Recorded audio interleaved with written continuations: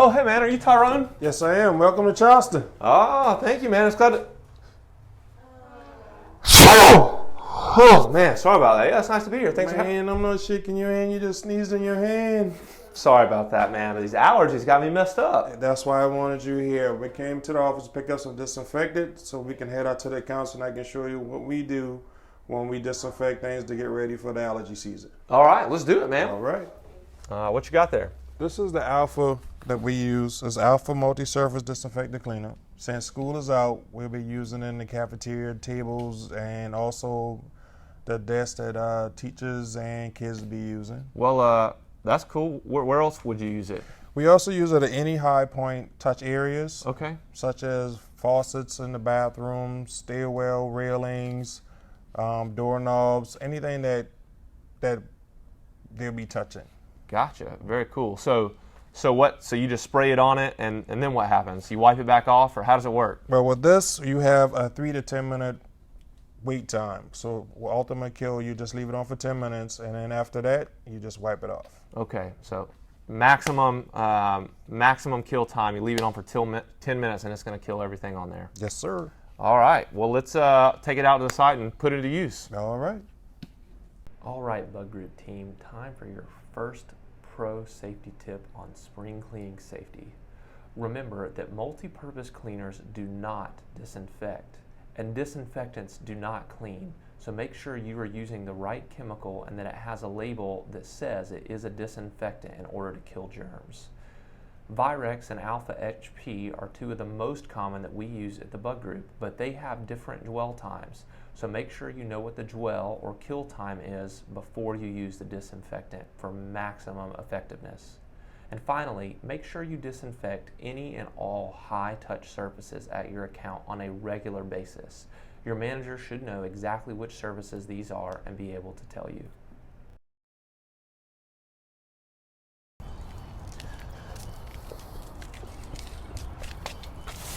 Oh, Austin, I see some bees and stuff over there, so you might want to just leave that. Bees? I don't see any bees. I'll be fine, man. Austin, Oh shit! Oh no! I told him. Man, I told you with bees around there. I know, that got me pretty good too. Does that happen a lot this time of year? This time of year, yeah. Anywhere that we throw away food, we always have bees around. Gotcha. So dumpsters, trash cans. Man, that's rough. So if I do come up on some bees and I work for you, should I get some spray and try to kill them, or get them with a broom, or how should I take care of them? No, you just notify the supervisor so we can contact the correct people so they can come in and spray for bees. Gotcha. All right, so just let the supervisor know, stay away, keep other people away, and let the supervisor take care of it. Yes, sir. All right. Spring cleaning safety pro safety tip number 2. Insects, snakes, and all kinds of other critters come out around this time of year and can be found anywhere that food is stored or disposed of, so be extra careful during the spring and summer months when you are working in those areas. And if you do encounter one of these critters, stay away and keep others away. Call your manager for help. Finally, if you are allergic to any flying insects, please let your manager know so that we can be prepared in the case of an emergency.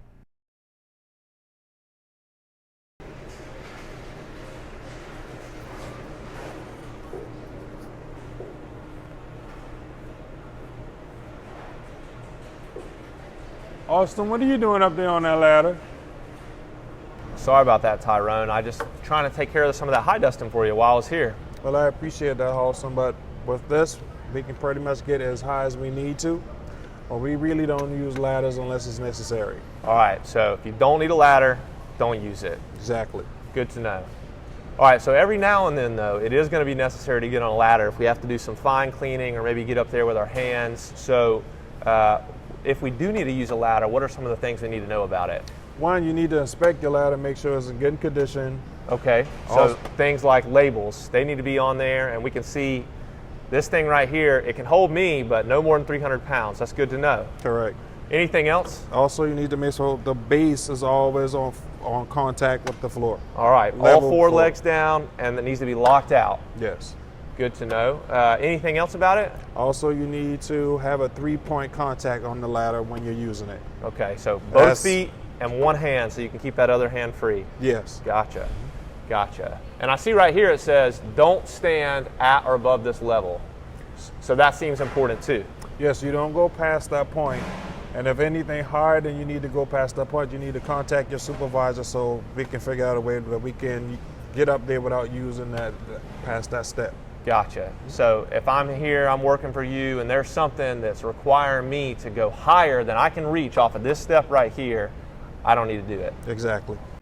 Spring cleaning safety pro safety tip number 3. Do not use a ladder unless you absolutely have to. The high dusting extension pole is a great tool to avoid having to get on a ladder. If you do have to get on a ladder, make sure that all of the warning labels are in good condition and follow them. Never use any of the steps past the warning label. Finally, make sure the ladder is firmly on the ground and that you maintain 3 points of contact with the ladder at all times while using it. All right, man. Well, hey, I appreciate you having me today. It's been a lot of fun. I've learned a lot. Yeah, it's my pleasure having you. Man. You're